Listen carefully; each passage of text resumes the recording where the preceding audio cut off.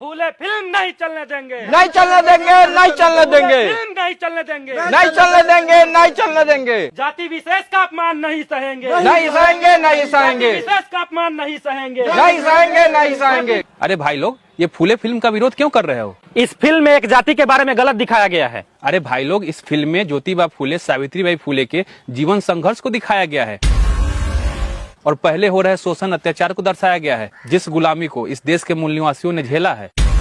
ऐसा कुछ नहीं, ये सब बदनाम करने का साजिश है। अगर पहले हो रहे शोषण अत्याचार को दिखाने से किसी की बदनामी होती है तो जिसने ये गुलामी झेली है उसका क्या? इस फिल्म में ब्राह्मणों द्वारा सावित्रीबाई फूले पर गोबर फेंकने का जो सीन दिखाया गया है बिल्कुल गलत है, ऐसा नहीं हुआ था।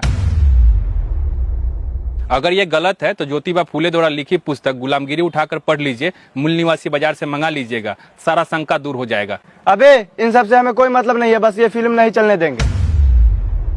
क्यों भाई, अब इस देश में सिर्फ उन्हीं लोग की फिल्म चलेगी जो वर्ण व्यवस्था में सबसे ऊंच है?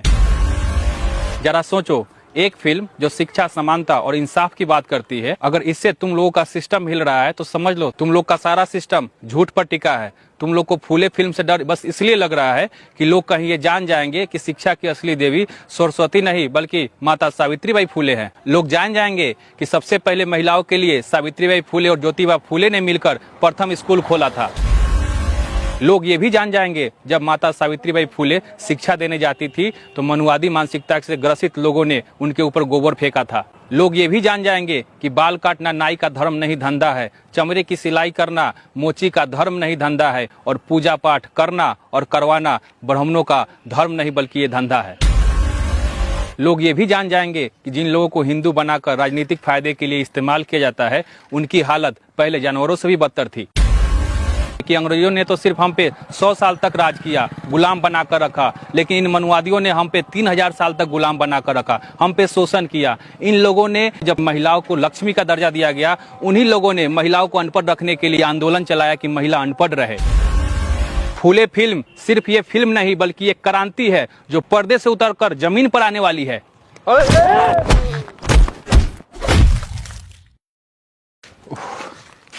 ज्यादा चोट लगा है?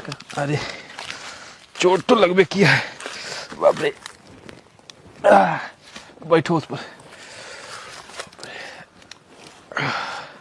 पिताजी, आपको ज्यादा चोट तो नहीं लगी? जिस समाज को धर्मशास्त्र का उच्चारण करने पर जीभ काटा गया हो, सुनने पर शीशा पिघला कर डाला गया हो, उस चोट के सामने ये चोट कुछ भी नहीं है। पिताजी, ज्योतिबा फूले कौन थे और उनसे ये लोग इतने नफरत क्यों करते हैं? ज्योतिबा फूले भारत के महान समाज सुधारक, विचारक, लेखक और महान क्रांतिकारी महामानव थे। उन्होंने समाज में फैले अंधविश्वास, पाखंड, जातिवाद, भेदभाव, छुआछूत, महिलाओं पे हो रहे शोषण और शिक्षा को लेकर आवाज उठाए थे। यही कारण है कि ये लोग उनसे नफरत करते हैं। पिताजी, ये तो महान काम है, फिर भी उनसे नफरत क्यों?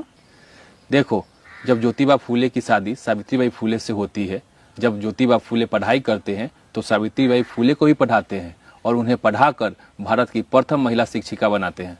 लेकिन महिलाओं को शिक्षित होने पर सवर्ण समाज को आपत्ति थी। वे नहीं चाहते थे कि महिला समाज शिक्षित हो, क्योंकि हिंदू धर्म शास्त्रों के अनुसार महिलाओं और शूद्रों को शिक्षा ग्रहण करने का अधिकार नहीं था। इन्हीं सब अधिकारों को दिलाने के लिए ज्योतिबा फूले ने लड़ाई लड़ी, इसलिए ये लोग उनसे नफरत करते हैं। और फूले फिल्म में यही सब चीजों को दिखाया गया है।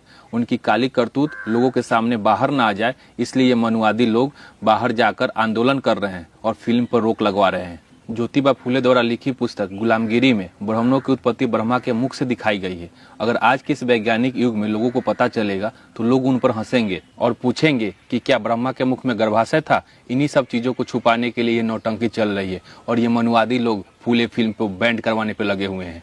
इतना झूठ और घटिया बात कौन मानता है? अंग्रेजों ने बेशक हम पर शोषण अत्याचार किया, लेकिन वे अपने फायदे के लिए हमसे मेहनत मजदूरी करवाते थे। लेकिन ये मनुवादियों ने हम पर शोषण अत्याचार भी किया और साथ साथ हमें धन रखने के लिए रोका, हमें शिक्षा प्राप्त करने के लिए रोका, हमारे पूर्वजों को पानी पीने तक नहीं दिया।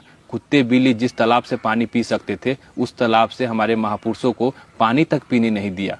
धर्मशास्त्र का उच्चारण करने पर रोक लगाया गया। गले में हांडी और कमर में झाड़ू बांधकर हमारे छाया से भी परहेज किया गया। इनके शोषण अत्याचार को बताना शुरू करूं तो सुबह से शाम हो जाएगा। पिताजी, इतने शोषण अत्याचार के बाद भी लोग पूजा पाठ, शादी विवाह, श्राद्ध में उन मनुवादियों को क्यों बुलाते हैं? इन मनुवादियों ने अपने फायदे के लिए समाज में काल्पनिक देवी देवताओं की रचना की और भ्रम फैलाया कि इन देवी देवताओं के सामने मन्नत मांगने से मनोकामनाएं पूरी होती है, और लोगों ने इसे सच मान लिया।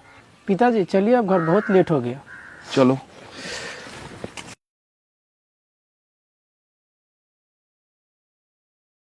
विद्या बिन मति गई, मति बिन नीति गई, नीति बिन गति गई, गति बिन धन गया, धन बिन शूद्र पतित हुए। इतना घोर अनर्थ सिर्फ अविद्या के कारण ही हुआ।